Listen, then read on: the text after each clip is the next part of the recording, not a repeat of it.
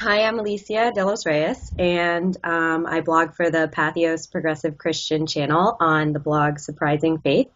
And today I'm talking with Willie Morris, the founder of Faithbox. So thank you for talking with me, Willie. Yeah, no, thanks for having me. I'm excited. Me too. Okay, so why don't you tell me a bit more about yourself? Like, how did you become a Christian, and what's your background? Yeah, definitely. So I was really like born into Christianity, right? I grew up Catholic, Hmm. and I was in Virginia. I grew up Catholic in a Catholic family. Went to Catholic school. Kind of did all that stuff. Never really questioned it or thought about it very much. Hmm. Just kind of one of those givens, right?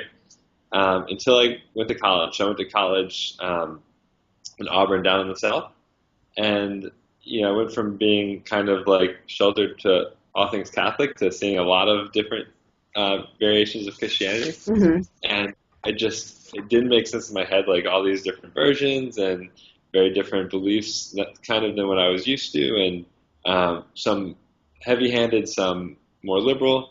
As like a college kid, I feel like I always say this, like I had more of a tendency to jump to extremes. Hmm. So instead of trying to like figure out where I fit into that spectrum, I just kind of turned my back on Christ completely and was atheist for a while.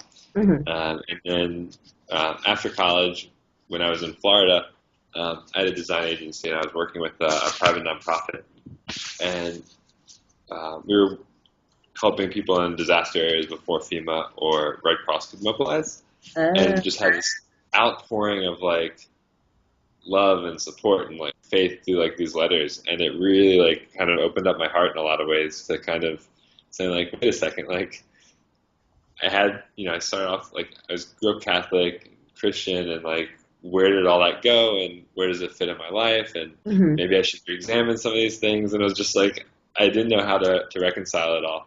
Sure. um, but that really opened my heart up to kind of go down that journey for the next couple of years, and kind of figure out what Christianity meant to me, um, and how it fit into my life. Yeah. So, what does Christianity mean to you?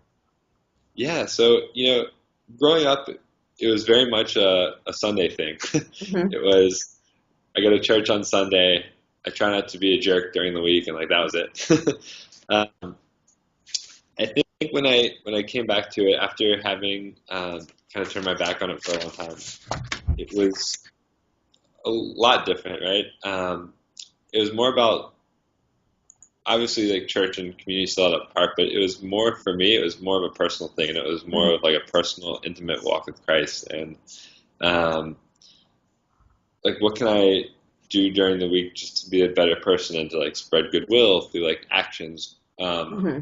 Whether it be like volunteering or just like holding the door for someone or talking to someone who I haven't talked to for a while, or taking a few minutes and kind of asking myself some of those harder questions that I had avoided, and just kind of centering myself on a more of a daily basis. Actually, when I started doing that, like community and church wasn't really part of that as much. It was kind Hmm. of the other side of the spectrum where it was very personal and Yeah. not community oriented. And it's only been um, probably in the past year and a half or so that I've really felt that urge again for community. I think it's kind of, I finally feel like I've come more full circle. Yeah. Um, and, and now I'm like, yeah, I just feel a lot more whole in that Yeah.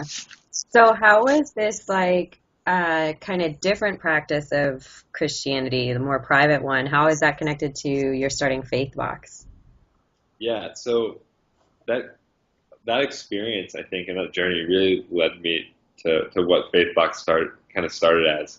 And that was realizing, you know, as a personally, like I don't do enough on a daily basis, even small things. It doesn't need to be like even an hour. It can be 3 or 4 minutes, right? Just to Yeah. myself, quiet reflection.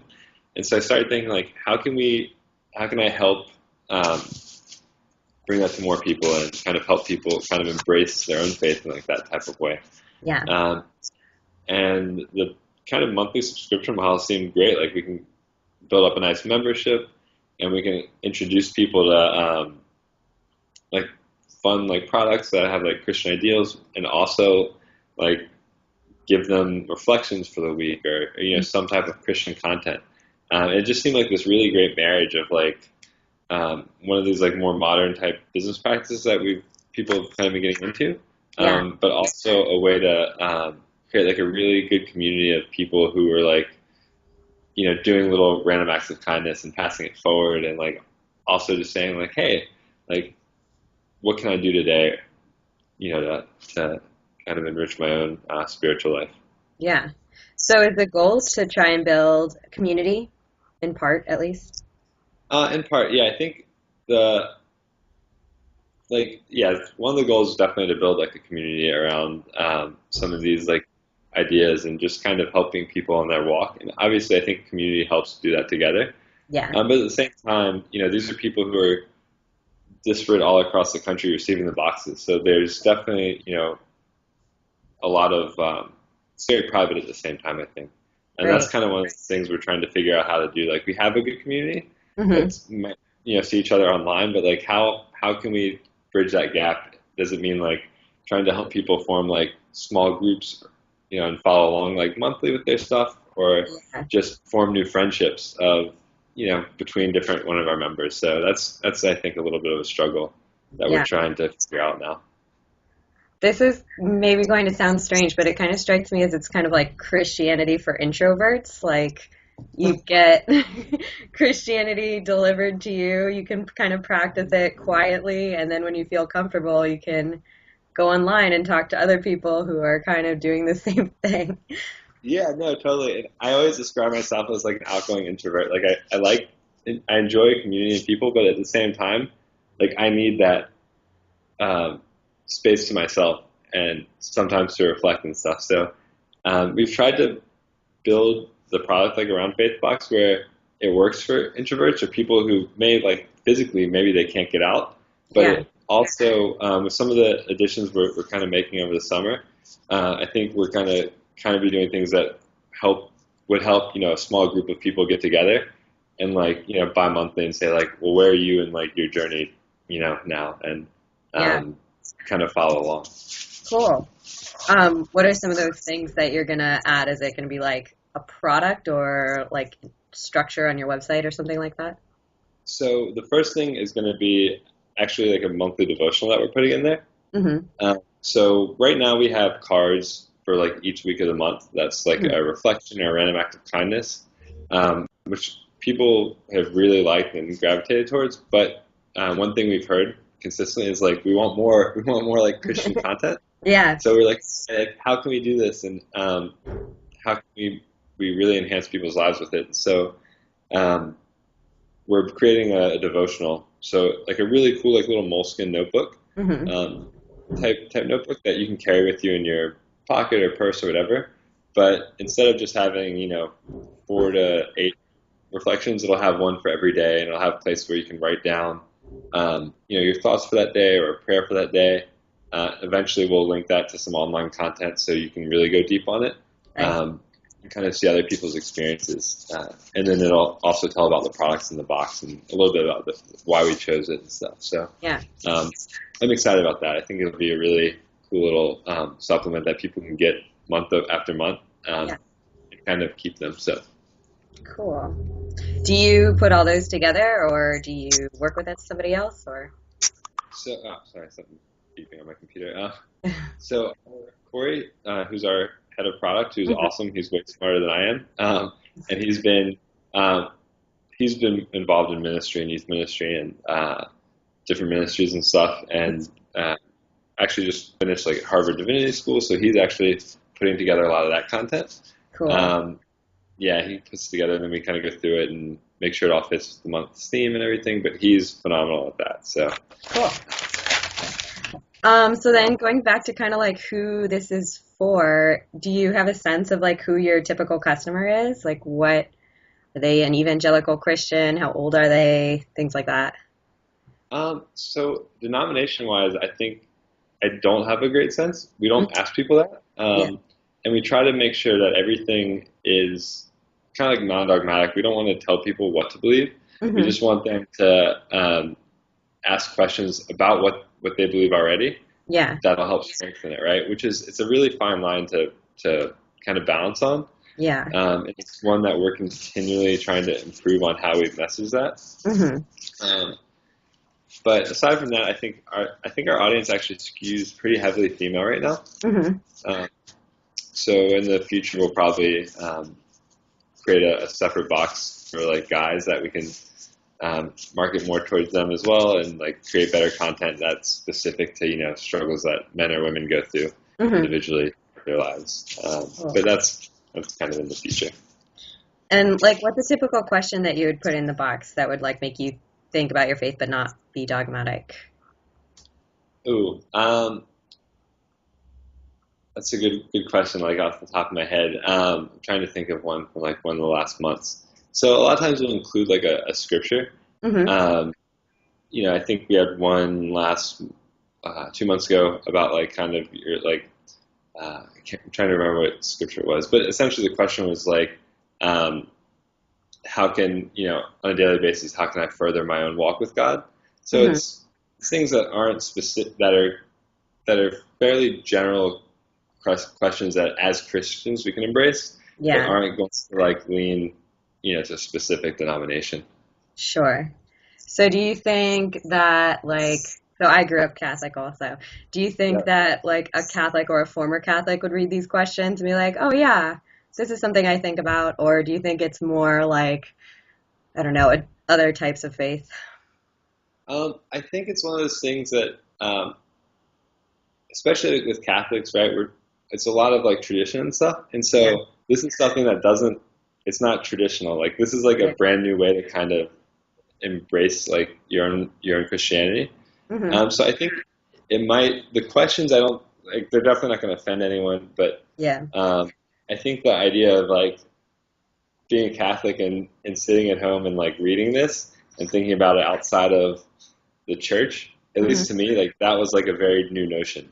And it was one that I liked, instead of just sitting and listening, it was like, oh, okay, like now I have the time to sit at home and kind of think about this on my own, which was it was different than how I grew up and enjoyable. So maybe the style is not necessarily appealing to a traditional Christian, somebody who participates in that. Maybe I don't know if I'd say appealing. It might not be expected, or like it might not be something they're used to, but hopefully it will like appeal to them. If they give it a little chance. Sure. So one thing that I wrote about was like how it seems really strange to me to kind of like sell Christianity in a subscription box. So I wonder if you've ever felt strange, like either trying to find stuff to put in the boxes and like trying to explain that to people, or like kind of doing the marketing side of things where you're like basically kind of trying to sell this subscription service, which is Christianity, like very connected to Christianity. Totally. Early on, that was one of the big struggles that I had was like, should we be a nonprofit? Like, what does it mean to be like a for-profit company with like explicit like faith-based mission? And so, I think some of those questions helped shape us a little bit. So one of the big things that we focus on is helping, as a Christian, as a consumer, really, like one of the biggest impacts that any of us will have is going to be like through which companies we choose to support, right? Because that affects their labor force, it affects their products, which affect the earth. And I think this is a conversation that as Christians we haven't had really yet. Sure. I think even just as general as consumers, we're just starting to have it. And I think it's very important, like as a Christian, to support companies that respect creation and respect people through their ethical business practices, eco-friendly stuff, fair wages, fair trade. And so that kind of became like a very central point to like the product side of it. Like we're Christians, but we're also consumers, right? So we're like, even if we're going to buy stuff, we're going to spend money. So how can we help people discover companies that are like ethical and socially responsible, and that live up to Christian ideals? Because we're voting every day with our wallets anyway. So we need to make sure that vote counts. And we're supporting companies that we can really believe in, that are kind of respecting the earth and people. Yeah. So that kind of shaped a lot of it. Early on, it was like, well, how many like Christian gift store products can we put in a box, right? Right. It doesn't seem like a worthy endeavor, and it doesn't seem valuable, at least to me. Like, how many Bible covers do you need? But if we can help people discover these companies that are, waging war against slave labor, or abhorrent work conditions in factories and stuff, like, that feels good, right? Yeah. Like, to me, and as a company, that's something I could really get behind, saying like, hey, like, helping people understand like how much their dollars like count when it comes to supporting businesses. So we make it really, like, the products in our box, we spend a good amount of time vetting them to making sure they're eco-friendly or fair trade, fair wage, or like on the best side of things, like they're a one-for-one company where everything we buy for the box, they donate an equal amount to people in need who can't afford it. So that was kind of, I think, the big turning point. Realizing like this is a conversation that we should be having. General consumers are starting to have it, thanks to the internet and transparency. Yeah. But this is like core to our like Christian ideals too, and we need to like realize that. So in some ways, it's kind of like an advertising service for other companies that you guys think are like good for Christians to support. Kind of, yeah. We want to like tell the stories of the companies that are doing good things in the world. Yeah. And make it easy for people to say like, oh, okay, like I'm going to be buying coffee anyway. I should buy it from a company that doesn't use, horrible like slave type labor conditions in a third world country, and pays like fair wage and stuff like that. Yeah. I mean, those things are just so in line with like us as Christians and like our own ideals. Yeah. But you just don't think of it as companies need to abide by that too, or like where it comes from. So yeah, in a way, it's like kind of advertising, kind of like storytelling, to get those companies out there and get that message out there. That's really interesting because it's kind of like, I think it also is kind of following along with the evolution of like kind of like non-denominational, possibly evangelical Christianity, where for a long time it's been this very personal thing, and like that's been the focus of the movement, is like your relationship with God, your particular faith journey. And now I feel like it's getting a little bit more like outward looking. Churches are trying to figure out how can we help our communities, how can we reach out, which is kind of cool to me because I'm like a progressive Christian now, so that's like all I care about. I don't care about the like personal part really that much. So it's really interesting to see how these two movements are kind of like going along the same path. It's neat. Yeah, it is. And I just think for me too, I love the idea of like the outward growth of it, right? Because I think as Christians, and even just in general, we always see the extremes of religions, which don't always paint it in great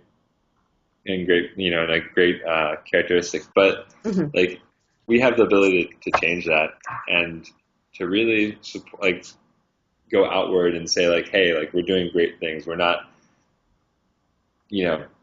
committing catastrophes or supporting that through our actions. And I don't know, I just think everything's so transparent now, and information flows so freely. Like it's a great time as a Christian to be able to go and lead by example. Yeah. A follow-up question to like the products that you pick. Do you look for particularly Christian companies or just for companies that are doing the things that you mentioned, like eco-friendly, helping? We love to find like companies that are like explicitly Christian, or at least like run by a Christian, even if the company isn't. Yeah. But we don't limit ourselves to that, because I think as a company becomes more than a single individual. So if the company is embodying like Christian ideals, I think that's as important to us as it being run necessarily by a Christian. Yeah. Cool. And then just to like follow up about the marketing stuff, do you ever feel bad or strange when you do marketing now for Faithbox? Because that would strike me as like, oh, I don't know, I can't Can't put these two things together. I think at this point I feel pretty good about it. We try to practice what we preach as well. So, every box we send out, we feed. We just provide 3 meals to like orphan kids at Christian orphanages. So, I think that helps me personally too, because I know that as we bring people in, the impact that we have is growing exponentially through one-for-one projects and through our own stuff. So it's, we wanted to kind of stack up as many wins and positive impacts as we could. And I think we've done a pretty good job at doing that, enough so that I feel really good about the product. I don't feel like we're exploiting Christianity or exploiting, the people that come in to buy the box. And plus we get really good feedback. People sending us everything from like prayer requests, which we take into account, to how it's affected their lives, and some people who got in the box when someone's going through surgery, or someone who got it and inspired to start their own charity. So those kinds of things have really made me feel 100% comfortable with it. Whereas early on, I was definitely nervous about it, especially going to someone who was atheist for a while and came back. I'm like, I